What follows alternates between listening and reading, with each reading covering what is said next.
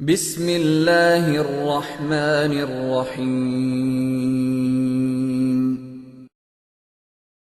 الحمد للہ وحدہ لا شریک لہ والصلاة والسلام علی من لا نبی بعدہ اما بعد فاعوذ باللہ من الشیطان الرجیم بسم اللہ الرحمن الرحیم ما کان محمد ابا احد من رجالکم ولکن رسول اللہ وخاتم النبیین وکان اللہ بکل شیء علیما اللہم صلی علی محمد وعلی آل محمد کما صلیت علی ابراہیم وعلی آل ابراہیم انک حمید مجید اللہم بارک علی محمد وعلی آل محمد کما بارکت علی ابراہیم وعلی آل ابراہیم انک حمید مجید۔ بسا اوقات بیان سے قبل جو میں پاؤں کے نیچے تکیہ رکھتا ہوں اس کی وجہ راحت پسندی نہیں ہے، اس کی وجہ کبھی کرسی اونچی ہوتی ہے، میری ٹانگیں چھوٹی ہوتی ہیں، تو لیول سیٹ کرنے کے لیے نیچے تکیہ رکھتے، تو میں اس لیے بتا رہا ہوں کہ بعد میں آپ حضرات خام خواہ باتیں کریں تو بہت آرام پسند ہے کہ وہ تکیے بغیر بیٹھ ہی نہیں سکتا، نخروں کی بھی انتہا ہوتی ہے، بجائے اس کا ایسی باتیں کریں اپنے نامہ مال کو تباہ کریں، اس لیے میں نے اس کی وضاحت کر دی کہ اس کی وجہ یہ ہے۔ اسی طرح بسا اوقات میں جلسوں میں جاتا ہوں تو اس میں بیٹھنے کے لیے صوفہ ہوتا ہے اور وہ اونچا ہوتا ہے، تو اس میں بھی بیان کرنا مشکل ہوتا ہے، اس کا ایک ہی حال ہوتا ہے کہ پاؤں کے نیچے تکیہ یا کوئی ایسی ٹیک رکھیں کہ بیٹھنے میں آسانی ہو۔ میں بہت ساری باتیں چھوٹی چھوٹی سمجھاتا رہتا ہوں، عام بندہ سمجھتا ہے کہ یہ بات تو کہنے کی تھی، بیان کے لیے جائیں تو لوگ بسا اوقات بہت آرام دہ صوفہ پیش کرتے ہیں، تو بعض کرسیاں ہوتی ہیں بیٹھ کر گپیں لگانے کے لیے اور بعض کرسیاں ہوتی ہیں بیان کرنے کے لیے۔ بیان کرنے والی کرسی کا سٹائل الگ ہوتا ہے اور گپ شپ لگانے کے لیے آئس کریم بیٹھ کر کھانے کے لیے کرسی کا سٹائل الگ ہوتا ہے۔ میں اس کی مثال دوں گا تو بات آپ کو جلدی سمجھ آئے گی۔ جب آپ کسی گاڑی پر بیٹھیں تو دو سیٹیں آگے ہوتی ہیں، ایک ڈرائیور کی سیٹ ہوتی ہے اور ایک فرنٹ سیٹ ہوتی ہے دوسرے ساتھ والے بندے کے بیٹھنے کے لیے۔ اب دیکھیں دونوں میں فرق ہے، ڈرائیور کی جو سیٹ ہوتی ہے اس کو ڈرائیور آگے پیچھے بھی کرتا ہے، اوپر نیچے بھی کرتا ہے، پیچھے سے بھی سیٹ کرتا ہے، کیوں اسے بیٹھ کے گاڑی چلانی ہوتی ہے نا، اور دوسرا بندہ وہ ہینڈل کے ساتھ سیٹ کو پیچھے کرتا ہے، پھر لٹاتا ہے، پھر بیٹھتا ہے، اس نے بیٹھنا ہوتا ہے۔ اب سیٹیں تو دونوں آگے ہیں، لیکن ڈرائیور کی سیٹ کی نوعیت اور ہوتی ہے اور ساتھ والے کی نوعیت اور ہوتی ہے۔ اسی طرح ایک سیٹ ہوتی ہے بیان کرنے والے کی اور ایک ہوتی ہے بیان سننے والے کی۔ بیان کرنے والے کی سیٹ ذرا مختلف ہوتی ہے، تو اس لیے جب آپ اسٹیج پر بیٹھیں گے تو پھر آپ کو اندازہ ہوگا کہ بیان کرنے کے لیے کیسی نشست چاہیے۔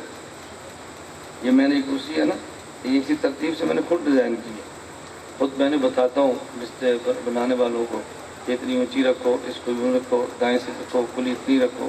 اب اس میں آپ جب چاہے اس پر بیٹھیں اور بیٹھ کر آپ دیکھیں، آپ 2 گھنٹے بیٹھے رہیں تو آپ کو جو کرسی کی وجہ سے تکلیف ہوتی ہے وہ نہیں ہوگی، بیٹھنے کی تکلیف تو ہوگی لیکن جو کرسی کی وجہ سے اضافی تکلیف ہوتی ہے نا وہ آپ کو نہیں ہوتی۔ بس اوقات آپ کی گاڑی اچھی ہو اور آپ سفر پہ جائیں، ایک ہوتی ہے مشقت سفر کی وجہ سے، ایک ہوتی ہے مشقت سفر کی گاڑی کی وجہ سے۔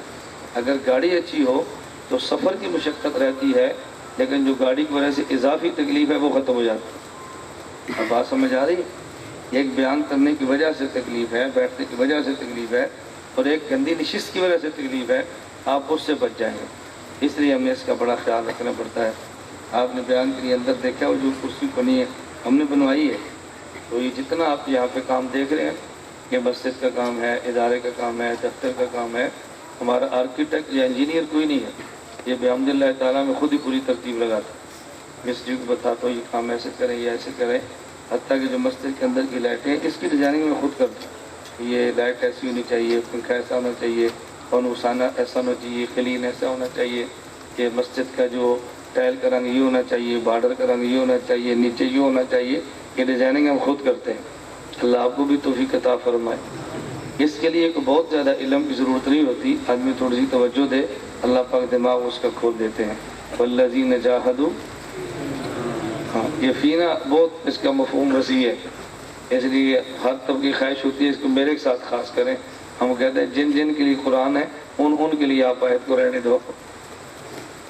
ہم نے آیتیں مخصوص کر رکھی ہے نا، تلمبا رائبن کی شاخ ہے تو وہاں میں نے بیان کیا، اور بیان میں خطبے میں نے آیت پڑھی قل ھذی سبیلی ادعو الی اللہ علی بصیرۃ انا ومن اتبعنی. جب میں نے آیت پڑھی تو طالب علم ہنسنے لگ گئے. تو میں نے خطبہ مکمل کیا تو میں نے کہا میں سمجھتا ہوں آپ کیوں ہنستے ہیں. آپ ہنستے اس لیے کہ آیت ہماری ہے, پڑھی اس نے, آیت تبلیغ والی ہے اور بڑھ مناظر اور خطیب رہے.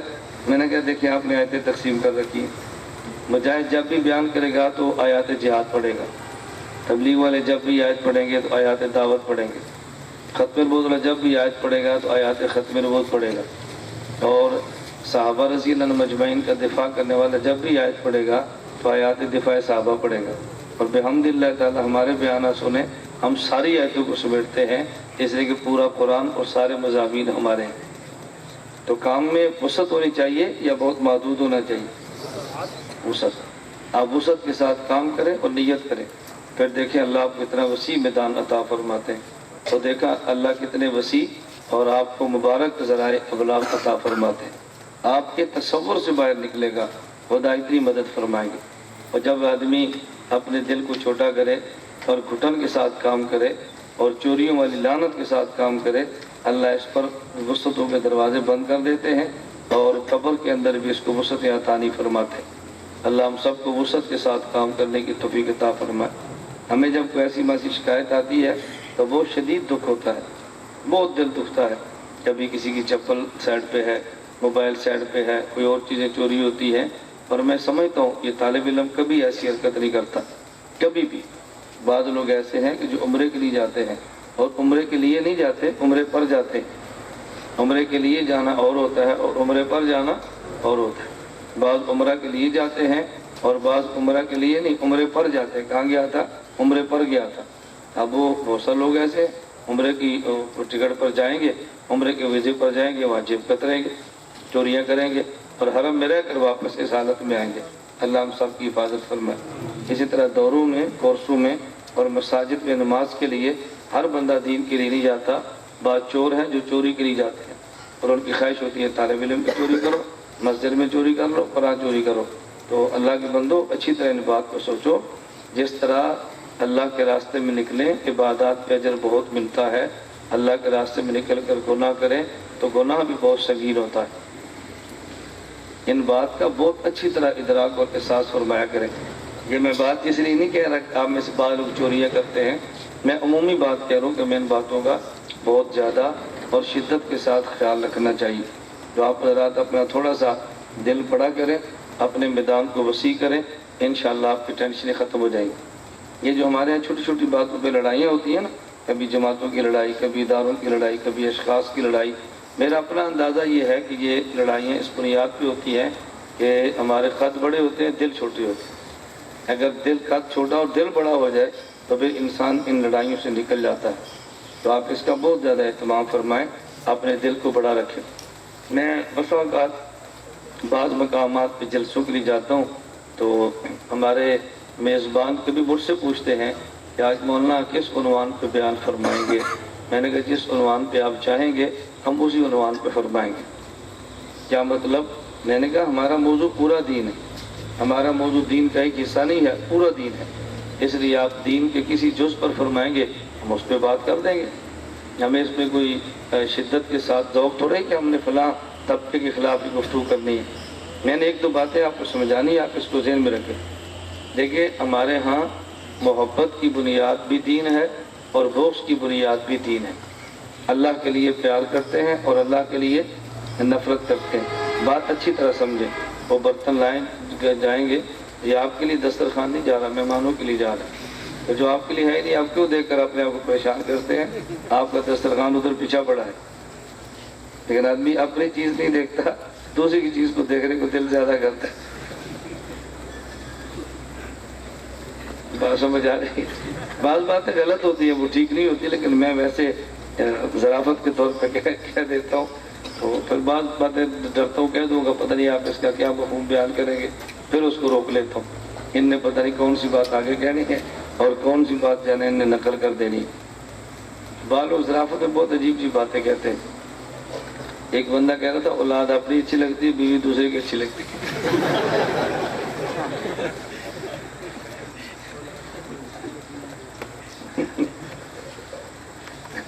اس کا مطلب یہ نہیں کہ اس پر عمل کریں، اس کے مطلب سنیں، ہنسیں اور ختم کر دیں۔ بعض چیزیں کھانے کے لیے ہوتی ہیں، بعض چیزیں چکھنے کے لیے ہوتی ہیں، اور بعض چکھنے کے لیے نہیں، صرف دیکھنے کے لیے ہوتی ہیں۔ تو بعض باتیں عمل کے لیے نہیں ہوتی، محض ہنسنے کے لیے ہوتی ہیں، ایسے دل لگی کے لیے ہوتی ہیں۔ میں اس لیے کہہ رہا تھا کہ بس اپنے دسترخوان کو دیکھیں، دوسرے کو آپ چھوڑیں۔ اللہ ہمیں بات سمجھنے کی توفیق عطا فرمائے۔ تو اللہ کے لیے محبت کریں، اللہ کے لیے نفرت کریں، پھر انشاءاللہ محبت میں مزہ آئے گا، نفرت میں مزہ آئے گا۔ آپ دیکھیں دین کام کرنے کا اللہ کو ہے کتنا لطف آتا ہے۔ جتنے دنیا میں باطل فرقے ہیں، وہ بڑا فرقہ ہو یا چھوٹا ہو، بڑا باطل ہو یا چھوٹا ہو، باطل بہرحال باطل ہی ہوتا ہے۔ کبھی بھی آپ باطل سے پیار نہ کرنا، خواہ بڑا ہو یا چھوٹا ہو۔ کسی ضرورت کے تحت باطل کو، چھوٹے کو بڑے کے خلاف استعمال کرنا اور بات ہے، لیکن اس سے پیار اور محبت کرنا اور بات ہے۔ میں دبئی کے سفر پر تھا، ہمارے بعض پاکستان کے ساتھی وہاں ہوتے ہیں، مذہبی ساتھی ہیں، ملے، ملاقات کی، تو ان نے مجھ سے ایک چھوٹا سا اشکال کیا، جو عام اشکال چلتا ہے کہ مولانا مماتیت کے معاملے میں خیال نہیں کرتے اور بہت زیادہ بات کر لیتے ہیں، اس سے بات دینی کا کو نقصان ہوتا ہے۔ میں نے کہا آپ کھل کر بات کریں گے تو مجھے زیادہ خوشی ہوگی، اور ایسے لگی لپٹی بات کریں گے تو بات صاف نہیں ہوگی۔ مجھے آپ صاف صاف بات بتائیں جو آپ بات کرنا چاہتے ہیں۔ میں نے کہا جس طبقے کے خلاف آپ کام کرتے ہیں، اس طبقے کی ذات سے آپ کو دعوت ہے یا اس لیے کہ وہ دین کا دشمن ہے؟ انہوں نے کہا جی اس لیے کہ دین کا دشمن ہے۔ تو میں نے کہا میری ان سے کوئی ذات کی لڑائی تو نہیں ہے نا، مجھے اس لیے تکلیف ہے کہ یہ رسول اللہ صلی اللہ علیہ وسلم کے دین کے دشمن ہے۔ جب بنیاد یہ بنا لیں گے نا، تو پھر باطل بڑا ہو یا باطل چھوٹا ہو، باطل آپ کو باطل ہی نظر آئے گا۔ آپ کبھی کسی باطل کا دفاع بھی نہیں کریں گے اور کسی آپ باطل کی صفائی بھی نہیں کریں گے۔ جس کا اہتمام کریں، پورے دین کو اپنا موضوع سمجھیں، دین کے تمام اجزاء کو اپنا موضوع سمجھیں۔ پورے دین کا دفاع کر سکتے ہیں تو کریں، ورنہ جن اجزاء کا دفاع کرتے ہیں خود کریں، اور جو باقی کرتے ہیں آپ ان کی تائید فرمائیں۔ اتنا اہتمام کر سکتے ہیں نا؟ اللہ میں یہ باتیں سمجھنے کی توفیق عطا فرمائے۔ ہمارے ہاں دینی اداروں اور دینی جماعتوں اور افراد کا ٹکراؤ یہ نہایت سخت، تکلیف دہ اور نہایت نقصان دہ ہے۔ میں آج کی آخری نشست میں اس لیے باتیں کر رہا ہوں کہ آپ ہمارا اور مرکز کا مزاج یہاں سے لے کر جائیں۔ آپ کو مزاج یہ اچھا لگے تو اپنا لیں، اگر اس کو اپنائیں نا تو کم از کم باہر صحیح بیان تو کر دیں نا۔ آپ اس مزاج کو اچھا نہیں سمجھتے تو نہ اپنائیں، لیکن اگر کو پوچھے تو ان کو بتا تو دیں کہ ان کا مزاج کیا ہے۔ میں اس لیے گزارش کر رہا ہوں کہ مسلک دیوبند سے وابستہ تمام جماعتیں ہماری جماعتیں ہیں، ہم تمام جماعتوں کے قائدین اور کارکنان کی قدر کرتے ہیں، احترام کرتے ہیں، اور دل سے ہم ان سے محبت کرتے ہیں۔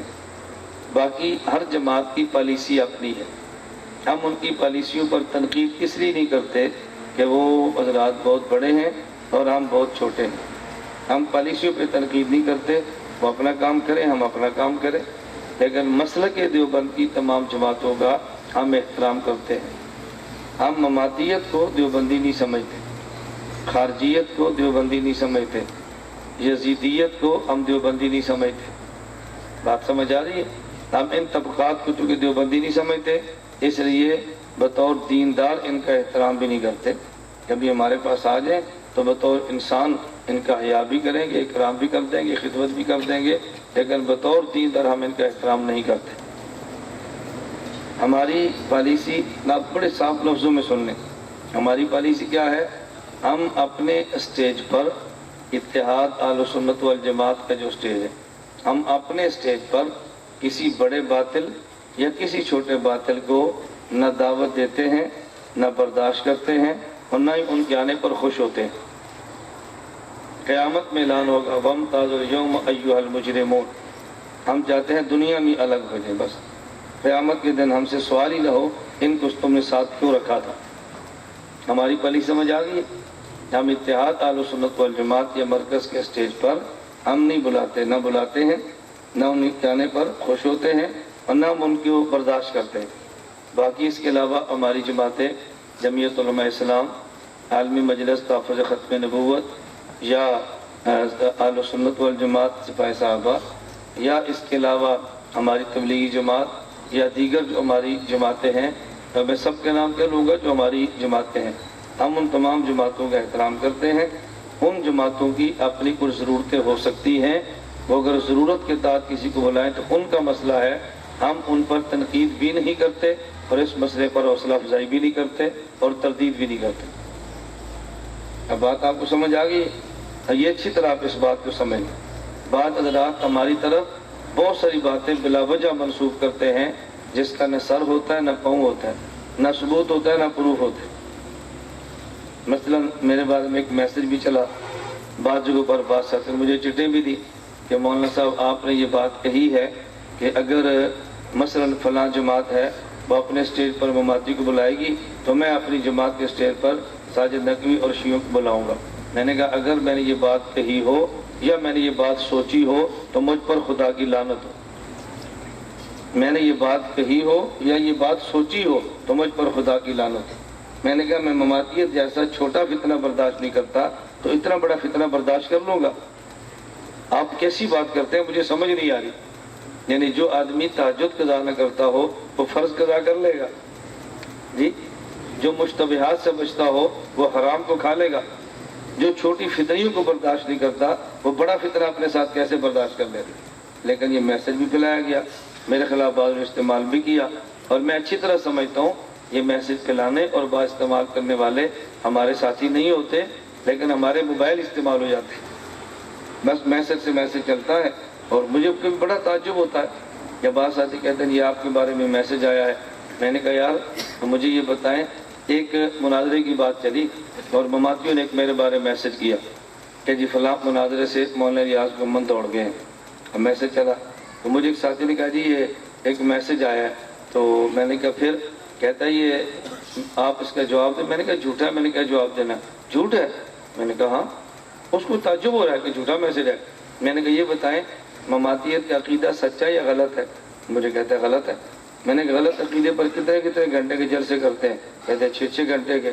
میں نے کہا مجھے بات تمہاری سمجھ نہیں آ رہی، ایک آدمی غلط عقیدے پر 6 گھنٹے کا جلسہ کر سکتا ہے تو وہ 6 سطر کا میسج غلط نہیں کر سکتا؟ آپ ان کے 6 گھنٹے کے بیان کو قبول نہیں کرتے اور 6 سطر کے میسج کو قبول کر لیتے ہیں کہ جی میسج آیا ہے۔ ہر میسج کو قبول نہ فرمایا کریں، میسج کو مسترد کیا کریں اور صاحب معاملہ انسان سے رابطہ کر کے پوچھ لیا کریں۔ مجھے ایک ساتھی نے کوئی بات فرمائی، یہ کسی جماعت کے آدمی نہیں ہے بالکل، ایک عام مولانا صاحب ہیں، مفتی صاحب ہیں، فی الواقع ان کی کیا حیثیت ہے میں اس پہ بات نہیں کرتا۔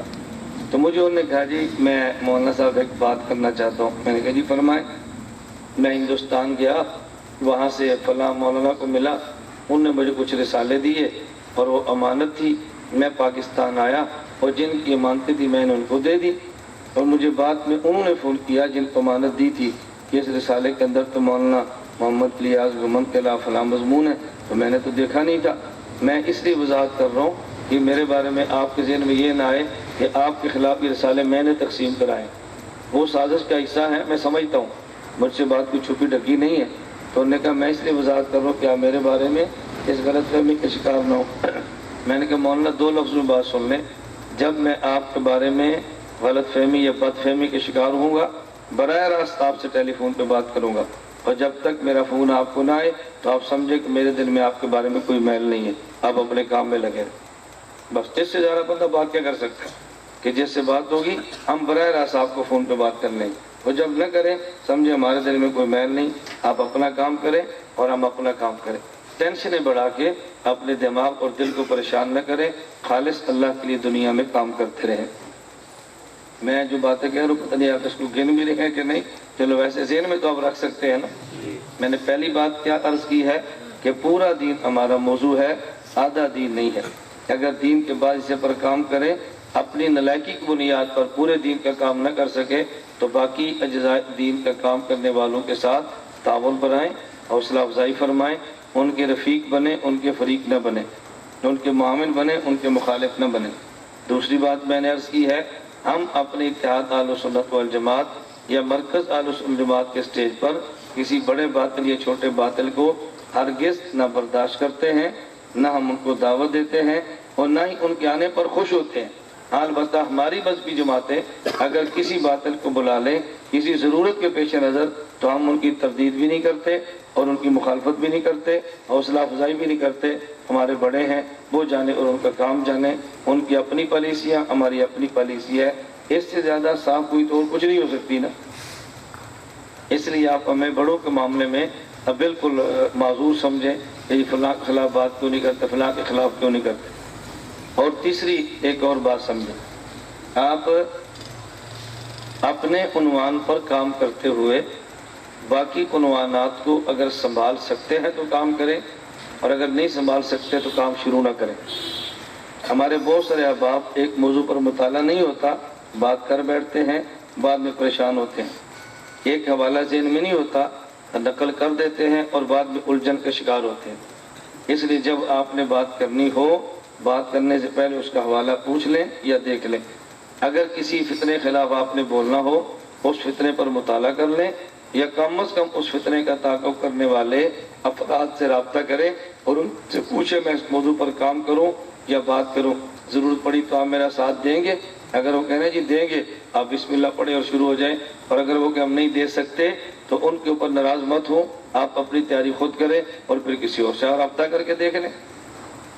تو جب تک تیاری نہ ہو آپ یہ میدان نہ سجائیں، اور جب تیاری موجود ہو پھر آپ میدان سجائیں، اللہ آپ کو فتوحات عطا فرمائیں گے۔ تو دین کی عزت کا باعث بنے، دین کو ذلیل کرنے کا باعث نہ بنے، مسلمانوں کی شان و شوکت کا باعث بنے اور مسلمانوں کی تذلیل اور توہین کا باعث نہ بنے۔ اپنے اکابر علماء دیوبند کے تقدس کا خیال کریں، اپنے اکابر علماء دیوبند کے تقدس کو ہم مجروح نہ فرمائیں، اس کا بہت زیادہ آپ خیال فرمائیں۔ نمبر 4، چوتھی بات ذہن نشین فرمائیں، ہماری آپ سے گزارش ہے، پاکستان میں خصوصاً اور پوری دنیا میں عموماً آپ حضرات دعوت کے مزاج کو اپنائیں اور مناظرے کے مزاج سے حتی الامکان دور رہیں۔ میں آپ کو یہ نہیں کہتا مناظرہ کریں نا، ضرورت پیش آئے تو مناظرہ کریں، لیکن مزاج اپنا داعیانہ اور مبلغانہ اور واعظانہ بنائیں۔ اس پر میں 2-4 مثالیں دوں تو بات آپ کو جلدی سمجھ آئے۔ آپ بتائیں، امیر شریعت سید عطا اللہ شاہ بخاری نور اللہ مرقدہ نے مرزائیوں کے ساتھ کتنے مناظرے کیے ہیں جو آپ کے علم میں ہوں؟ جو آپ کے علم میں ہوں، 1 مناظرہ، 2 مناظرے، 3 مناظرے آپ کے علم میں ہے؟ حضرت شاہ جی نے کوئی مناظرے کیے ہیں؟ بتائیں۔ لیکن مرزائیت کا کفر ننگا کیا کہ نہیں؟ جیل کاٹی ہے، مار کھائی ہے، اور مرزائیت کے کفر کو بیان کیا ہے، اور اتنا اس کفر کے خلاف کام کیا ہے کہ امیر شریعت حضرت سید عطا اللہ شاہ بخاری رحمۃ اللہ علیہ نے اتنا کام کیا ہے کہ حضرت علامہ انور شاہ کشمیری رحمۃ اللہ علیہ جیسے شخص نے اس مسئلے پر شاہ جی کے ہاتھ پر بیعت کی۔ آپ کام کریں، ہم آپ کے کارکن ہیں۔ مناظرے کیے یا تقریریں کی؟ اس کا معنی کہ مناظروں کے مخالف تھے؟ مخالف نہیں تھے، لیکن وہ سمجھ رہے عوامی مزاج اس سے بدلتا ہے۔ عزم الناک نواز شہید رحمۃ اللہ علیہ نے شیعت کے خلاف کتنے مناظرے کیے؟ جی بتاؤ، آپ کے علم میں تو بتاؤ، اگر نہیں ہے تو آپ ہمارے علم میں نہیں ہے۔ جی تو شیعت کے خلاف کام ہوا کہ نہیں ہوا؟ مناظرے نہیں کیے، کام ہوا ہے۔ حضرت مولانا عبدالستار توسیع صاحب رحمۃ اللہ علیہ نے بہت مناظرے فرمائے ہیں، ہم ان کی قدر کرتے ہیں، لیکن شیعت کے مسئلے کو جتنا شاگرد مولانا حق نواز رحمہ اللہ نے کھولا ہے، اتنا استاد مولانا توسیع صاحب نے عوام نہیں کھول سکتا۔ اس کی وجہ کہ جو زبان مولانا کی تھی وہ ان کی نہیں تھی، لیکن جو علامہ توسیع صاحب کا علم ہے وہ مولانا حق نواز صاحب کا نہیں ہے۔ اگر کوئی مجھ سے پوچھے گا دونوں میں علمی مقام کس کا ہے، تو میں کہوں گا حضرت علامہ عبدالستار توسیع رحمۃ اللہ علیہ امام اہل سنت ہے، ان کے جو علمی مقام تھا مولانا حق نواز رحمہ اللہ سے بہت پیچھے۔ لیکن اگر آپ سچیت کی خطابت کی بات کریں گے تو میں حضرت کا نام لوں گا اور میں کہوں گا جتنا ان کی زبان میں خدا نے درد، کڑن اور فکر اور فساد رکھی تھی حضرت توسیع رحمۃ اللہ علیہ کو وہ نہیں ملی تھی۔ جب ہر ایک کی اپنی صلاحیتیں ہیں، اس کا مطلب کہ میں حضرت توسیع کا مخالف ہوں، مولانا حق نواز صاحب کے مخالف ہوں؟ وہی ہر ایک کی اپنی صلاحیتیں ہیں۔ رئیس المناظرین حجت اللہ فی اللہ حضرت مولانا محمد امین اکاڑی رحمۃ اللہ علیہ، آپ حضرت کو کسی موضوع پر بیان کے لیے بٹھا دیں، آپ 10 دن بولتے رہیں گے، علم ختم نہیں ہوگا۔ اور انہیں کہہ دو کسی علاقے میں یونٹ بنانا ہے، حضرت کا مزاج ہی نہیں تھا، تنظیمی مزاج نہیں تھا، علم کا سمندر تھے۔ بعضوں کا تنظیمی مزاج ہوتا ہے، علم ان کے پاس نہیں ہوتا، اپنا اپنا مزاج ہے نا۔ میں صرف یہ بتا رہا ہوں کہ میں نے آپ کو 2 مثالیں پیش کی ہیں، ایک شیعت کے رد میں اور ایک مرزائیت کے رد میں۔ یہ 2 بزرگ ہیں جنہوں نے بہت بڑا کام کیا ہے، لیکن اپنے مخالف سے مناظرے کم کیے ہیں، سٹیج زیادہ سجایا ہے۔ اور دشمن کی چال آپ سمجھا کریں، دشمن کی چال کیا ہے؟ جب آپ گفتگو کریں گے تو 10,000 بندہ ہوگا، اور جب مناظرہ کریں گے تو پھر 10 بندے ہوں گے۔ ہم کہتے ہیں 10 سے نکل کر 10,000 کو سنائیں، اور وہ چاہتے ہیں ان کو 10,000 سے کھینچ کے بند کمرے میں 10 کو سنائیں۔ اب بات سمجھ آ رہی؟ اور جب آپ گفتگو فرما رہے ہیں، کتابیں آپ کے پاس ہیں، دلائل آپ کے پاس ہیں، آپ اپنے مخالف کے خلاف گفتگو کریں، اپنے مسائل کو کھول کر بیان کریں، آپ کر رہے ہیں۔ اور جب مناظرہ ہوگا، کوئی دلیل آپ، کوئی دلیل وہ، کبھی ادھر جھگڑا کبھی ادھر جھگڑا، اتنی بات شاید نہ کھلے جتنی بات آپ کی دعوت کی طرز پر کھل جائے گی۔ اس لیے میں مناظروں کی مخالفت نہیں کر رہا، اصول مناظرہ کا سبق میں خود پڑھاتا ہوں۔ آپ نے کبھی مناظرہ کرنا ہو، میں شرائط بھی لکھ کے دوں گا، دعویٰ بھی لکھ کے دوں گا، گفتگو بھی سکھاؤں گا، طریقہ بھی بتاؤں گا۔ اس کا معنی کیا میں سے پیچھے ہٹ رہے ہیں، لیکن مزاج مناظرانہ کی بجائے مزاج اپنا داعیانہ اور مبلغانہ بنا۔ بات سمجھ آ رہی ہے؟ کتنی باتیں ہو گئی؟ 4۔ میں اس لیے کہہ رہا ہوں کہ آپ ان باتوں کو ذہن نشین فرمائیں اور ہماری اس پالیسی کو آپ ساتھ لے کر جائیں۔ نمبر 5، آپ حضرات علمی کام جتنا بھی کریں، اس علمی کام کے ساتھ ساتھ اپنے اکابر کی تحقیقات سے ٹکرانے کی کوشش نہ کریں۔ اور ساتھ ہی میں 7ویں بات کہہ رہا ہوں کہ اس اعتدال کا مطلب کیا ہے کہ میں 2 لفظ نقل کرنے کا رہا ہوں۔ آپ اپنی تاریخ میں تشدد اختیار نہ کریں، تسدد اختیار کریں۔ تشدد اختیار نہ کریں بلکہ تسدد اختیار کریں، تعصب سے بچیں اور مذہبی تسلب اختیار کریں۔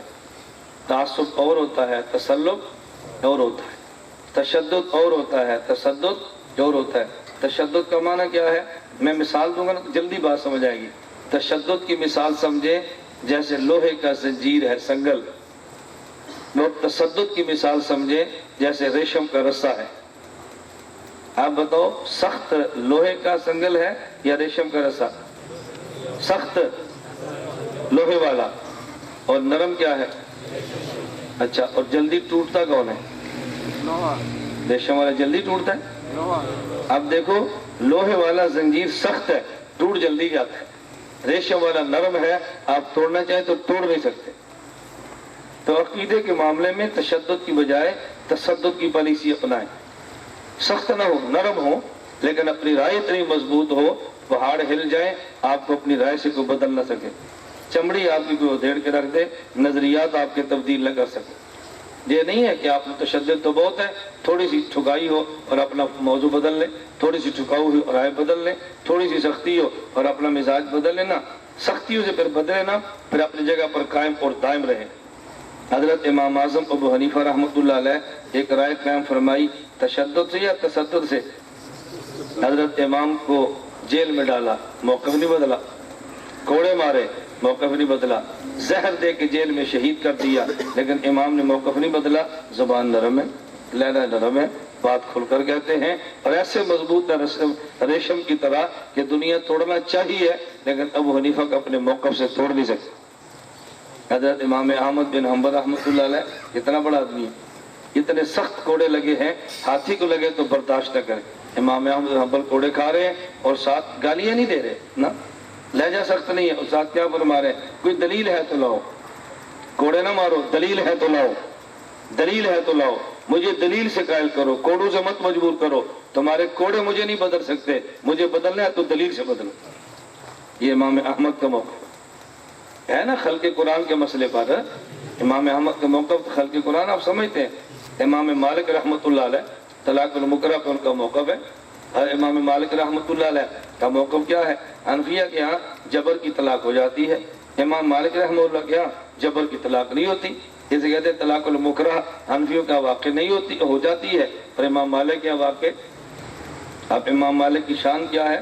جب نکلتے ہیں تو طلباء کا ہجوم باہر کھڑا ہے، اپنے گھر سے ویسے نکلتے تھے، جب حدیث پڑھانے کے لیے آتے تو طلباء لینے کے لیے آتے کہ استاد جی آپ آئیں، مسند درس پر بیٹھے۔ امام مالک پھر غسل کرتے، سفید رنگ کا نیا جوڑا پہنتے، نئی خوشبو لگاتے، پھر مسند حدیث پر آ کر بیٹھ کے قال رسول اللہ صلی اللہ علیہ وسلم شروع فرماتے، اور جو جوڑا ایک مرتبہ پہن لیتے زندگی میں دوبارہ وہ جوڑا استعمال نہیں کرتے تھے۔ امام مالک کے یمن سے ایک تاجر تھا، وہ 360 جوڑے بھجواتا تھا، 360 یا 65۔ آپ روزانہ نیا جوڑا بدلیں اور نیا جوڑا پہن کر حدیث پڑھائیں۔ ایک بار آپ نے پہن لیا ہے، دوبارہ آپ نے جوڑا نہیں پہننا۔ آپ بتاؤ کتنی شان سے سبق پڑھاتے ہیں امام مالک رحمۃ اللہ علیہ۔ اور جب بادشاہ کا مزاج بدلا ہے، طلاق المکرہ پہ بات ہوئی ہے، امام مالک رحمۃ اللہ علیہ کو جھٹکا دے کر بازو نکالے، حضرت امام مالک رحمۃ اللہ علیہ کو منہ کالا کر کے گدھے پر بٹھایا ہے اور مدینہ منورہ کی گلیوں میں پھرایا ہے۔ اور امام مالک کیا فرماتے؟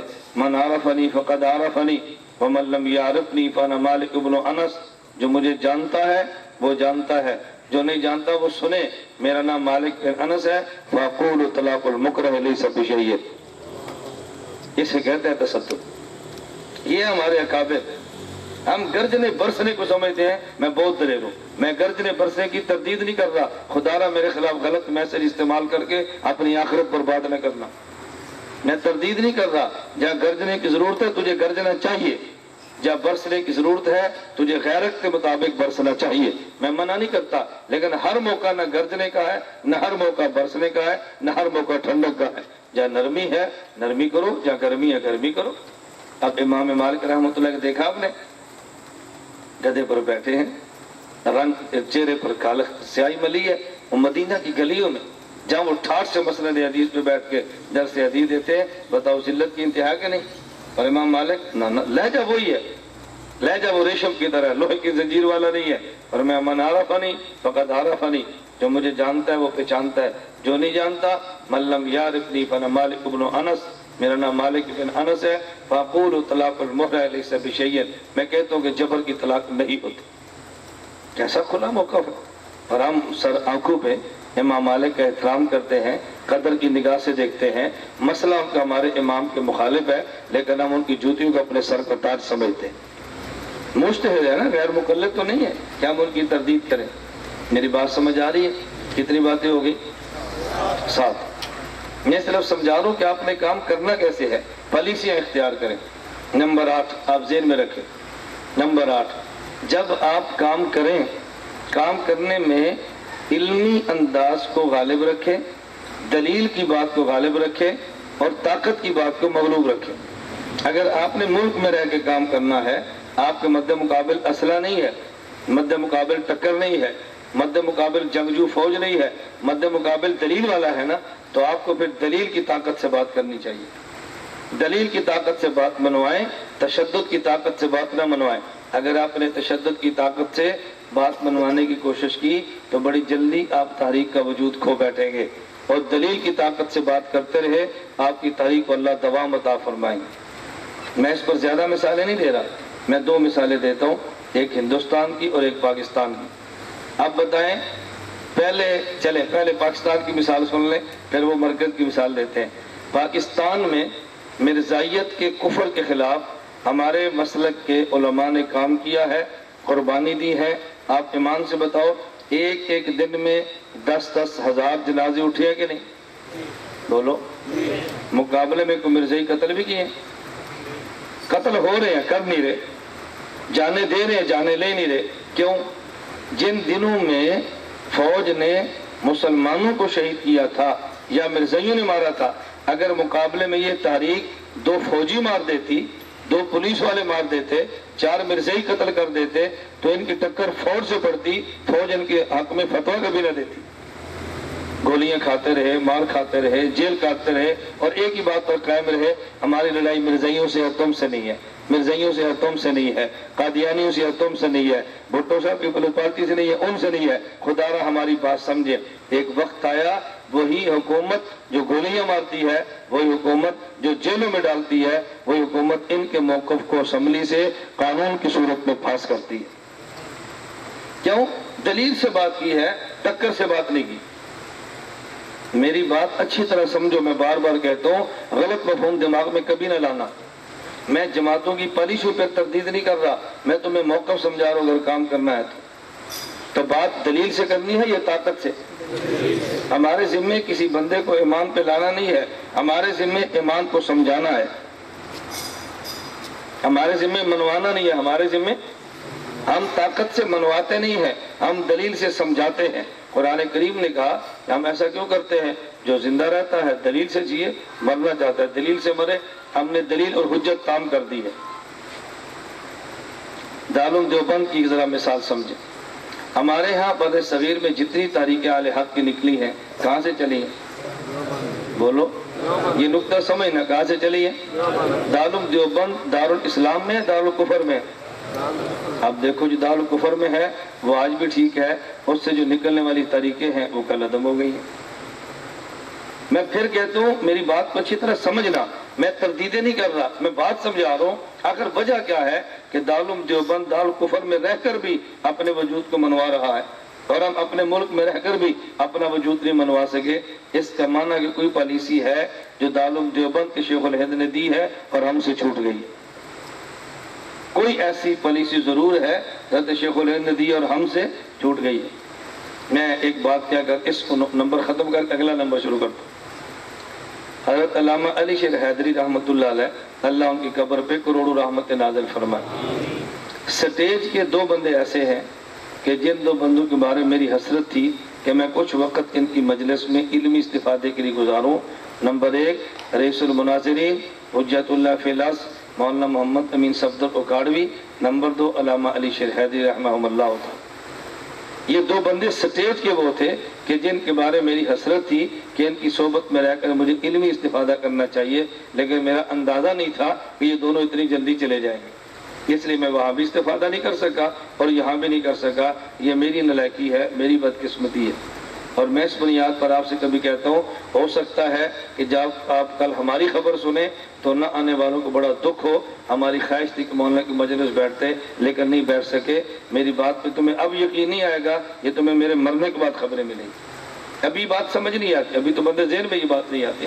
علامہ حیدری رحمۃ اللہ علیہ یہ سامنے کمرہ تشریف لائے، میرے پاس بیٹھے رہے، مجھے بہت ساری باتیں فرمائیں۔ میں صرف ایک بات نقل کرتا ہوں۔ 3 گھنٹے کی نشست میری حضرت کے ساتھ خلوت میں 1 to 1 ہوتی تھی۔ 3 گھنٹے میں نے پہلے واقعات سنا چکا ہوں۔ مجھے فرمان لگے آپ نے کام شروع کیا ہے اور میری عمر کے ویسے فرمان لگے تم نے شروع کیا ہے اور میں ختم کرنے والا ہوں، تم نے تاریخ شروع کی ابھی آیا ہے اور میں اس کام میں بوڑھا ہو گیا ہوں، میں مشورے دیتا ہوں تو اس سے محبت کی وجہ سے میرے مشوروں کی مولانا قدر کرنا۔ میں سارے مشورے نہ بتا سکتا ہوں اسٹیج پر، کسی کا بہت گہرا تعلق ہو تو بند کمرے مجھ سے ان کی باتیں پوچھے پھر میں سناؤں گا۔ مجھے فرمانے لگے ایک مشورہ ذہن میں رکھنا، جب تحریک چلائے تو تھانے دار سے ٹکر نہ لینا، غیر مقلد سے ٹکر لینا۔ اگر کسی جلسے پر پابندی لگ جائے تو پابندی توڑ کے جلسہ نہ کرنا، جلسہ ختم کر دینا، پابندی کا خیال کرنا۔ یا مجھے سمجھاتے رہے، مجھے فرماتے رہے وجہ، فرماتے ہیں انسپیکٹر SHO انفی ہے اور تو بھی انفی ہے، لیکن غیر مقلد اس کو باور کرائے گا کہ شرارتی بندہ ہے، اس کے آنے سے حالات خراب ہوں گے، وہ تجھ پر پابندی لگائے گا، وہ بیٹھ کے تھانے میں تماشا دیکھے گا، تو تھانے کی حوالات میں ہوگا، حوالات میں جانے والا بھی انفی، حوالات میں بند کرنے والا بھی انفی، اور وہ بیٹھ کے تماشے دیکھے گا۔ اس لیے میں تجھے رائے دے رہا ہوں پابندی توڑ کے جلسہ کبھی نہ کرنا، اور میں اس پالیسی پر کاربند ہوں۔ پورے ملک میں مجھ سے کوئی تاریخ لے اور پابندی لگ جائے تو میں نہیں جاتا، میں کہ تو پابندی کھلوائیں میں آؤں گا، اگر آپ نہیں کھلواتے تو میں نہیں آؤں گا۔ آپ اس کو بزدل کہہ لیں، آپ اس کو متواضع کہہ رہے، آپ اس کو پالیسی کہہ رہے، آپ تائید فرما دیں، آپ تردید فرما دیں، میں پابندی توڑ کے جلسے نہیں کروں گا۔ یہ کس کی رائے ہے؟ اکاڑے اجرا شاہ مقیم جلسہ تھا مولانا موسیٰ صاحب کے، میرا بھی بیان تھا، حضرت کا بھی بیان تھا، جامع فاطمہ الزہرا للبنات کے تحت دونوں کا جلسہ تھا۔ حضرت پر پابندی لگی، مجھ پر بھی لگ گئی۔ میں سیدھا حجرا گیا، میں نے ان سے کہا بھی مجھ پر پابندی ہے، میں بیان نہیں کروں گا۔ وجہ میں نے کہا میں کمزور ہوں، میں نہیں کروں گا۔ دیکھو میں آپ کے پاس آگے ہوں نا، بیان میں نے نہیں کرنا، میرے اوپر پابندی ہے، میں پابندی توڑنے کی ہمت نہیں رکھتا۔ میں نے بیان نہیں کیا، کھانا کھایا اور وہاں سے نکلا اور واپس اکاڑے آ کر سو گیا۔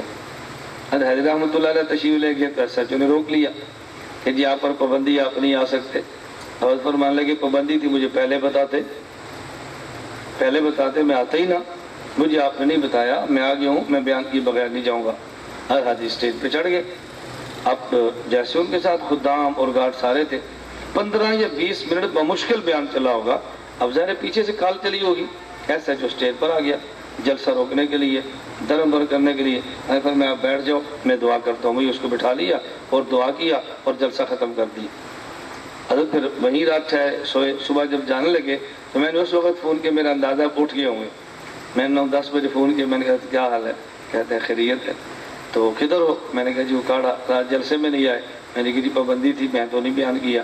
تو میں نے حضرت سے پوچھا مجھے آپ نصیحتیں فرماتے ہیں, پابندی توڑ کے جلسے نہ کرنا, خود کیوں توڑی ہے؟ یہ اعتراض نہیں تھا, یہ ہماری پیار کی باتیں تھی نا. میں نے کہا مجھے آپ نصیحت فرماتے ہیں پابندی نہ توڑنا, خود کیوں توڑی ہے رات؟ حضرت نے جواب سنو, فرمانے لگے اس لیے میں تجھے کہتا ہوں پابندیاں نہ توڑنا, اس لیے کہتا ہوں ہم نے اتنی پابندیاں توڑی ہیں, اب نہ توڑتا تو ہمارے ورکر نے قبول ہی نہیں کرنا تھا. انہیں کہتا ڈر گئے ہیں, بزدل ہیں, بک گئے ہیں, اب توڑنا ہماری مجبوری ہے. ہم نے ترتیب ایسی بنا دی ہے, تیرا کام شروع ہو رہا ہے نا, ابھی سے ورکر کا ذہن بنا دے کہ میں پابندی نہیں توڑتا. اب ہم اس پالیسی کو میں کیسے بدلوں, میرے بس میں نہیں ہے. اس لیے تو میں تجھے مشورے دے رہا ہوں کہ تو پابندیاں نہ توڑنا, ابھی کام کا آغاز ہے. اب پورے ملک میں میرے بارے میں شہرت ہے کہ جلسے پر پابندی ہوگی تو محلہ نہیں آئیں گے. بس ہمارے علاقے کا تھانے دار سپاہی آتا ہے کہ یہ DPO صاحب کاڑا ہے, نہیں جانا. میں نے کہا لو دستخط نہیں آؤں گا. اور حضرات کہتے جائیں گے, میں نے کہا نہیں ہوں. کیوں؟ میں نے اپنے تھانے دستخط کر دی, مجھے آپ نے بلانا ہے. جو DPO صاحب سے بات ہو گئی ہے, وہ کہہ رہے ہیں ہم پرچہ نہیں کاٹیں گے. میں نے کہا نہیں, اسے کو تحریراً اجازت دے کہ مولانا آ سکتے ہیں. جس طرح تحریر مجھ سے لی ہے نا, ویسے تحریر دوبارہ دے, ورنہ میں نہیں آؤں گا. اب ہم نے پالیسی بنا لی ہے. اب بتاؤ, حضرت حیدری رحمۃ اللہ علیہ کی پالیسی جو مجھے فرمائی, میں اس کے مطابق چل رہا ہوں. اب ورکر کو کیا پتا کہ میرا ان مشائخ سے کتنا تعلق تھا. یہ ساری باتیں باہر کہنے والی نہیں ہوتی. کتنی باتیں ہو گئی؟ 8. نمی بات سمجھے, نہیں نمی. میں گزارش کر رہا ہوں, آپ علمی کام, نظریاتی کام, فکری کام, تحریکی کام, تدریسی کام بڑے شوق سے فرمائیں, لیکن ایک بات کا بطور خاص خیال رکھیں کہ علوم کے ساتھ اعمال کو نہ چھوڑیں. علوم کے ساتھ اعمال کو نہ چھوڑیں. علوم کے ساتھ اعمال کو اختیار کریں, اعمال حسنہ اختیار کریں, اعمال سیئہ سے بچیں, تقوی اختیار کریں, گناہوں سے بچیں. اللہ کام کو مبارک فرما دیں. حسد کو چھوڑیں, کبر کو چھوڑیں, بغض کو چھوڑیں. چندے کے لیے, مال کے لیے دینی کام نہ کریں, پیسے کے لیے تقریر نہ کریں. اچھا کھانا نہ ملے, پلیٹ منہ پر نہ ماریں. اگر کرایہ نہ دیں, آئندہ ان کو جواب نہ دیں. میزبان آپ کو پریشان کرے, آئندہ تاریخ نہ دیں. یہ پالیسیاں یکسر ختم کر دیں. یہ طے کر لیں, کرایہ ملے تب بھی آئیں گے, نہ ملے تب بھی آئیں گے. کھانا اچھا ملا تب بھی آئیں گے, اچھا نہ ملا تب بھی آئیں گے. میزبان نے خوش کیا پھر بھی آئیں گے, میزبان نے پریشان کیا خود پھر بھی آئیں گے. ہر حال میں دین کا کام کریں گے, اللہ آسانیوں کے دروازے کھول دے گا انشاءاللہ. تھوڑی دیر لگے گی, اللہ دروازے کھول دے گا. تو اس کا خیال فرمائیں. علوم کے ساتھ ساتھ اعمال کا خیال کریں. بس کریں گے نا بھی انشاءاللہ. میں نے بڑی مختصر سی بات کی ہے. 10ویں اور آخری بات میں عرض کرتا ہوں, آپ چاہیں تو جمعیت علماء اسلام میں کام کریں, چاہیں آپ عالمی مجلس تحفظ ختم نبوت میں کام کریں, چاہیں آپ تبلیغی جماعت میں کام کریں, چاہیں آپ سپاہی صحابہ میں کام کریں, چاہے وفاق المدارس کے عہدے پر کام کریں, جس اہل حق کی جماعت کے ساتھ چاہیں آپ کریں. ہماری آپ سے پہلی اور آخری گزارش ہے کہ خانقاہوں سے جڑ کر کام کریں. بس کسی نہ کسی شیخ طریقت سے بیعت ضرور کریں, خانقاہ سے رابطہ ضرور رکھیں, اور ایسی خانقاہ سے رابطہ رکھیں جو آپ کے کان ٹھیک کر سکتی ہو. ایسا شیخ رکھیں جو تگڑا ہو اور رگڑا بھی آپ کو دے سکتا ہو, جو آپ کو ڈانٹ سکتا ہو, جھڑک سکتا ہو, اس کو کریں. عام شیخ سے بیعت نہ کریں, اسی سے بیعت کریں جو ٹھکائی بھی کر سکتا ہو, ڈانٹ بھی سکتا ہو, اصلاح بھی کر سکتا ہو, آپ کی شکایت ہے تمہیں بلا کر پوچھ سکتا ہو یہ تو نے حماقت کیوں کی ہے. اگر ایسا شیخ نہیں ملتا آپ انتظار فرمائیں, اور شیخ ہیں دنیا میں ایسے, بس آپ طلب فرمائیں گے تو ملتے ہیں. آخری میری گزارش کیا ہے کہ تحریک کے ساتھ آپ نے خانقاہ کو نہیں جوڑنا, خانقاہ کو پشت پہ رکھیں اور پھر کام کریں. آپ کام کی برکتیں دیکھیں. ہمارے اپنے باہر دیکھا بورڈ پر 2 ہی لفظ لکھے ہیں, مرکز اہل سنت والجماعت, نمبر 2 خانقاہ اشرفیہ اختریہ. آنے والا دیکھتا ہے یا مرکز بھی ہے اور یا خانقاہ بھی ہے, دونوں چیزیں. ہمارے ڈاکٹر عبد المقیم صاحب دامت برکاتہم حضرت تشریف لے آئے. یہ ہماری اس مرکز کی جسے کہتے ہیں نہیں بارات کا دولہا, ہماری یہ مرکز کی شان ہے. میرے شیخ عارف باللہ تقدس مولانا شاکی محمد اختر رحمۃ اللہ علیہ کے اجل خلفاء میں سے ہیں. عالم نہیں ہے, حافظ قرآن نہیں ہے, قاری قرآن نہیں ہے, لیکن مجھ پہ جتنے خانقاہی احسانات ان کے ہیں بہت کم لوگوں کے ہیں. جب ہمارے صراط مستقیم کورس ہوتا، میں جیل میں ہوتا تو ڈاکٹر صاحب یہاں بیٹھ کے سبق پڑھا رہے ہوتے تھے، کبھی اس لیے نہیں چھوڑا کہ ابھی گرفتار ہو گئے تو ہم کیوں جائیں۔ اب بتاؤ ایسے صوفی دنیا میں ہے یا نہیں؟ ہے بھی ہے۔ اب حضرت درمیان میں آئے تھے، دیکھ کر گئے ہیں، تو میں نے گزارش کی کل ختم ہے، اور میں ایک دن پہلے آ جاتے ہیں، رات آپ کا گزاریں گے، صبح طلبہ میں شرکت کریں گے، دعا میں شریک ہو کے واپس آ جائیں گے۔ آپ بتاؤ دنیا میں ہے یا نہیں؟ تو پھر آپ تلاش کریں، کیوں نہیں ملتے؟ جو لاہور میں ساتھی رہتے ہیں، خانقاہ حضرت رحمۃ اللہ علیہ کی وہاں ہے، ڈاکٹر صاحب وہاں تشریف فرمائے، خانقاہ چڑیا گھر ہے نا، مال روڈ پہ خانقاہ بنی ہے، لاہور والے ساتھی وہاں جائیں، رابطہ کریں، ملاقاتیں کریں، آپ دیکھیں فائدہ کتنا ہوتا ہے۔ تو میں نے آخری گزارش کیا کی ہے کہ آپ تحریکات کے ساتھ خانقاہوں سے جڑ کے کام کریں، پھر آپ فوائد دیکھیں کتنے ہوتے ہیں۔ میں اس کی وجہ میں صرف ایک بیان کر کے بات ختم کرتا ہوں۔ عارف باللہ حضرت اقدس مولانا شاہ حکیم محمد اختر رحمۃ اللہ علیہ، مولانا رومی رحمۃ اللہ علیہ کے شعر پڑھ کے ایک بات فرمایا کرتے تھے، فرماتے تھے کہ جس کا اہل اللہ سے تعلق ہو اس کی مثال، اہل اللہ یعنی اللہ سے تعلق اہل اللہ ہو، اس کی مثال تو ایسے ہے کہ جیسے ایک آپ کے پاس مٹکا ہے اور وہ دریا اور سمندر پہ پڑا ہے اور نیچے اس کے سوراخ ہو، اس مٹکے کا پانی ختم ہو ہی نہیں سکتا کیونکہ اس کا رابطہ براہ راست سمندر سے ہے۔ خانقاہوں کی برکت سے اللہ سے تعلق جڑا، آپ کے وہاں بھی علوم کم ہو ہی نہیں سکتے کیونکہ تعلق براہ راست علم والے خدا سے۔ تلک عشرۃ کاملہ، ہماری تو کاملہ نہیں ہے، ناقصۃ ہے، لیکن عشرہ 12 ضرور ہے، کاملہ نہ ہو تو ناقصۃ نہیں صحیح۔ تلک عشرۃ ناقصہ، کامل بندوں کی باتیں کامل ہوتی ہیں، ناقص بندوں کی باتیں ناقص ہوتی ہیں۔ ہم اپنی سب کمزوریوں کا اعتراف کرتے ہیں، اور میں آخر میں آپ تمام احباب سے 2 بات کہتا ہوں۔ آنے پر آپ کا شکریہ ادا کرتا ہوں، اور آپ کی خدمت میں جو کوتاہی ہوئی اس پر آپ سے معذرت کرتا ہوں۔ ہمیں امید ہے کہ آپ انشاءاللہ یہ شکر اور صبر دونوں حیثیتوں کے ساتھ یہاں سے جائیں گے، ٹھیک ہے؟ ہم آپ کے آنے پر آپ کے مشکور ہیں، آپ حضرات تشریف لائے ہیں، حوصلہ افزائی فرمائی ہے۔ آپ کے آنے سے آپ کو فائدہ ہوا نہیں ہوا، ہمیں بہت فائدہ ہوا۔ اگر آپ نہ آتے ہم مطالعہ کیسے کرتے، سبق کیسے پڑھاتے، لوگ اپنی کارگزاری کیسے سناتے؟ یہ تو آپ کی برکت سے سارا کچھ ہے۔ اس لیے ہم آپ کے آنے پر آپ کا شکریہ ادا کرتے ہیں، اور جو ہم سے آپ کی خدمت میں تربیت میں کمی کوتاہی رہ گئی آپ سے معذرت کرتے ہیں، اور اللہ کے لیے میں صرف مصنوعی تکلف اور بناوٹ والی آپ سے معافی نہیں مانگتا، دل کی گہرائیوں سے آپ سے معذرت کرتا ہوں۔ آپ اللہ کے لیے کمی کوتاہیاں درگزر فرمائیں۔ آپ مہمان ہیں اور مہمان کا حق ہوتا ہے، عام مہمان دنیا کے لیے آئے اس کا بھی حق ہوتا ہے، اور آپ تو خالص طلب علم لے کر آئے ہیں، طلب صادق کے ساتھ آئے ہیں، اللہ کے مہمان تھے، اور اس میں کمی کوتاہی ہو جائے تو واقعتاً خسارے کی بات ہے۔ آپ معاف فرما دیں گے تو ہماری آخرت بن جائے گی، آپ نہیں فرمائیں گے تو ہمارے مسائل پیدا ہوں گے۔ اس لیے آپ سے گزارش ہے کہ آپ ہمارے دنیا اور آخرت کے نفع کے لیے جو کمیاں کوتاہیاں ہوگی للہ فی اللہ اس کو معاف فرما دیں، کر دیں گے نا بھی انشاءاللہ نا، اس کو بڑی وسعت قلبی کے ساتھ کریں۔ کوتاہیاں چھوٹی موٹی ہو جاتی ہے، ہم شہر میں نہیں ہیں، ہم دیہات میں بیٹھے ہیں، دیہاتوں میں انتظام پورے نہیں ہوتے، راحت کا پورا بندوبست نہیں ہوتا، بہت ساری کوتاہیاں ہو جاتی ہیں۔ یہ سب تک ہم کوڑن فکر اور ڈانٹ ٹپڑ کے ساتھ کر سکتے تھے، آپ کو اندازہ نہیں ہے کہ میں عملے کو کتنا کھینچ کے رکھتا ہوں، کتنی بات کہتا ہوں، اور ہمارے پورے عملے کو اللہ جزائے خیر عطا فرمائے۔ میری ڈانٹ بھی سنتے ہیں، ڈپڑ بھی سنتے ہیں، ساری باتیں سنتے ہیں، اور سخت دھوپ میں آپ کی خدمت میں لگے رہے ہیں۔ آپ اس کا مشاہدہ آنکھوں سے فرماتے رہے کہ سادہ آپ کی خدمت میں لگے رہے ہیں، پھر بھی بہرحال کمی کوتاہی ہو جاتی ہے، انسان ہے، تو اللہ کے لیے آپ سے گزارش ہے کہ آپ ہماری اس کوتاہی سے درگزر فرمائیں۔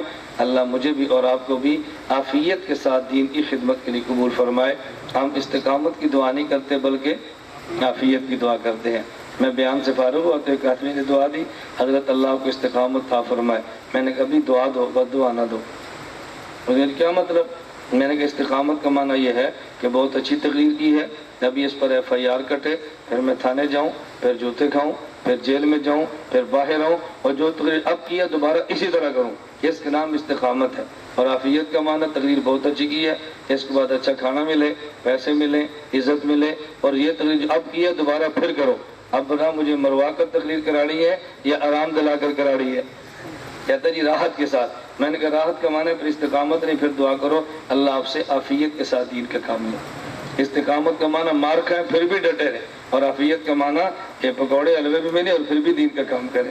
تو یہ ٹھیک ہے، استقامت والی بات ٹھیک ہے۔ استقامت پہ رسول اللہ صلی اللہ علیہ وسلم فرمایا شیبتنی الحوت، فرمایا کہ دیکھو مجھے سورہ ہود نے بوڑھا کر دیا۔ پوچھا جی کون سی آیت؟ فرمایا فاستقم کما امرت، اللہ نے فرمایا نبی استقامت کے ساتھ دین کا کام کرو، تو میں بوڑھا ہو گیا ہوں، میں استقامت کر کیسے چل سکتا ہوں؟ یہ رسول اللہ صلی اللہ علیہ وسلم کا مزاج مبارک ہے۔ تو دعا کون سی مانگے؟ عافیت والی۔ ام المومن امی عائشہ رضی اللہ عنہ کہتی ہے میں نے پوچھا یا رسول اللہ لیلۃ القدر کی رات کا پتہ چل جائے تو میں کون سی دعا مانگوں؟ فرمایا عائشہ یہ دعا مانگو، اللہم انک عفو تحب العفو فاعف عنی، یہ دعا مانگا کرو۔ تو آپ بھی عافیت کی دعا مانگے، اللہ ہم سب کو عافیت کے ساتھ دین کی خدمت کے لیے توفیق عطا فرمائے۔ اچھی میں یہ کہہ رہے ہیں جب آپ حضرات جائیں گے انشاءاللہ ہم کوشش کریں گے کہ جہاں تک تعلق ہے یہ مرکز کے تعارف کا وہ تو آپ کی سند کے اندر ہی ڈال دیں گے، سند بھی ہوگا اور ساتھ مرکز کا تعارف بھی ہوگا، ٹھیک ہے؟ آپ اس کو پڑھیں اور دعا بھی کریں، اگر آپ کی جیب اجازت دے تو ہمیں چندہ بھی دیں، اور اگر جیب اجازت نہ دے تو کسی چندے والے کو راغب کریں۔ ہم تو کھلی کھلی بات کرتے ہیں، ہماری ضرورتیں ہیں، ضرورت والے بندے کو کہنے میں کیا حرج ہے؟ تو آپ کے پاس ہوگا تعارف، اس میں اکاؤنٹ نمبر بھی لکھا ہوگا، ضروریات بھی ہوں گی۔ اور دوسری یہ حضرات فرما رہے تھے کہ آپ اعتکاف کورس کا ان کو بطور خاص ترغیب دیں، میں نے ذکر تو کیا تھا آپ کے سامنے، آپ حضرات کوشش کریں اعتکاف کورس زیادہ سے زیادہ خریدیں اور آگے اس کو پہنچائیں، اور ان سے پوچھ لیں بھی تھوک کا ریٹ کیا ہے، پرچون کا کیا ہے، آپ تھوک پر لیں اور آگے پرچون کے حساب سے کوشش کریں کہ ہماری جتنی مساجد ہیں ان میں اعتکاف کورس یہ چل پڑے، اس کا بے حد فائدہ ہوگا انشاءاللہ، اور آپ تھوڑا سا کر کے دیکھیں، اللہ ہم سب کو توفیق عطا فرمائے۔ باقی ابھی کھانا ہوگا، چٹے بہت ہو گئے، ابھی کھانا ہوگا، اور کھانے کے بعد انشاءاللہ معمول کے مطابق عشاء کی نماز ہوگی، عشاء کے بعد آپ تشریف لائیں گے۔ آج بیان چلے گا نہیں، آج آپ حضرات کے بیان ہوگی، تو یہ آپ نعت پڑھنا چاہیں، لیکن اتنی نعت نہ ہو کہ ہم تھک جائیں، آپ کو ایسا سے نظم ایسی نعت فرمائے کہ جو ساتھیوں کو بہت تھکائے نا، مختصر سی ہو، کوئی شعر سنانا چاہیں، کوئی لطیفہ سنانا چاہیں، کوئی خیر کا کلمہ کہنا چاہیں تو آپ فرما لیں، شر کے کلمات سے میں محفوظ رکھیں۔ باقی اس کے بعد ساتھی جو مسافہ کریں گے مسافہ ہوگا، اور پھر اس کے بعد اجازت ہوگی، اجازت کا مطلب سونے کی اجازت۔ باقی صبح انشاءاللہ ہم یہ سب تشریف لائیں گے تو ان کی گفتگو بھی ہوگی، اور ہمارے بزرگوں کے دعائیہ کلمات بھی ہوں گے، اور زیادہ میں نے بتایا تھا اہتمام نہیں کیا۔ حضرت مولانا منیر احمد منور امیر صاحب وہ تشریف لے آئیں گے، ڈاکٹر عبد المقیم صاحب تشریف لے آئے ہیں، ایک سے ہمارا روحانی تعلق ہے، ایک سے ہمارا تنظیمی تعلق ہے، دونوں بزرگ تشریف لے آئے ہیں۔ میں نے مفتی سید الحسن صاحب پرائیویٹ خانقاہ والوں کو دعوت دی تھی، اگر وقت ہوا تو ضرور تشریف لائیں گے۔ مولانا فضل الرحیم صاحب جامعہ اشرفیہ والے آنا تھا، ان کا پیغام آ گیا ہے کہ گرمی بہت ہے اور میری طبیعت اس کی متحمل نہیں ہے، انشاءاللہ میں پھر کبھی سردیوں میں آپ کے پاس آؤں گا۔ ہماری عادت ہے، میں نے بتایا کہ ہم مشائخ کو تنگ نہیں کرتے، اور آپ کو بھی کہتا ہوں تنگ نہیں کیا کریں۔ ہمارے یہاں پروگرام گاؤں والی مسجد میں رکھا، اور اپنے حضرت کے صاحبزادے حضرت مولانا کی محمد بدر صاحب دامت برکاتہ میں نے دعوت دی، آپ تشریف لائیں۔ آپ اندازہ فرمائیں، لوگ جمع ہو گئے، چونا لگ گیا، اہتمام ہو گیا، جلسہ گاہ سجا دی گئی، حضرت لاہور پہنچائے اور وہاں سے مجھے فون کیا کہ میں نہیں آ سکتا۔ میں نے کہا جی نہ، جس میں آپ کو راحت ہے، ہمیں آپ کی راحت مقدم ہے۔ میں نے جلسے والے سے کہہ دیا حضرت کراچی سے لاہور تک تشریف لائے ہیں، آگے ان کو شرح صدر نہیں ہے، ان کی طبیعت نے ساتھ دیا، وہ نہیں آئے، زندگی رہی تو پھر آئیں گے۔ حضرت 5 سال بعد پھر دوبارہ آئے، ہم نے بالکل مجبور نہیں کیا، 5 سال بعد آئے۔ میں نے کہا ٹھیک ہے، پھر ہم نے بلایا نہیں۔ مجھے ڈاکٹر عبد القیس نے فون کیا، بھائی مولانا مظہر صاحب آ رہے ہیں کل لاہور۔ میں لاہور چلا گیا، میں وہاں پہنچا تو مولانا مظہر صاحب فرماتے ہیں ہاں کیا پروگرام ہے؟ میں نے کہا جی کس بات کا؟ کہتے ہیں سرگودا کا۔ میں نے کہا مجھے ڈاکٹر صاحب نے فرمایا کہ مولانا میں تو آپ کے ساتھ یہاں پر آئے، اور میں ہم نے کراچی سفر سرگودا کے لیے کیا ہے، آپ کے پاس آ رہے ہیں۔ اب دیکھو دعوت دی، لاہور تک گئے اور رک گئے، ہم نے کہا ٹھیک ہے، نہیں دعوت دی خود تشریف لیں، پھر بھی خوش ہیں۔ آپ فرماتے آپ بتا میں کیوں آیا ہوں؟ میں نے کہا جی فرمائیں۔ کہتے ہیں آپ کے بارے میں پروپیگنڈا تھا کہ حضرت کی خلافت سلب ہو گئی ہے، خانقاہ نے اس کے سر سے ہاتھ اٹھا لیا، یہ جھوٹ بولتا ہے، تو میں نے کہا بجائے اس کے اپنی زبان سے کہے، میں وہاں جا کر بتاؤں کہ خانقاہ تیرے سر پر ہے۔ یہ ہے ہمارے مشائخ، یہ ہے ہمارے اکابر۔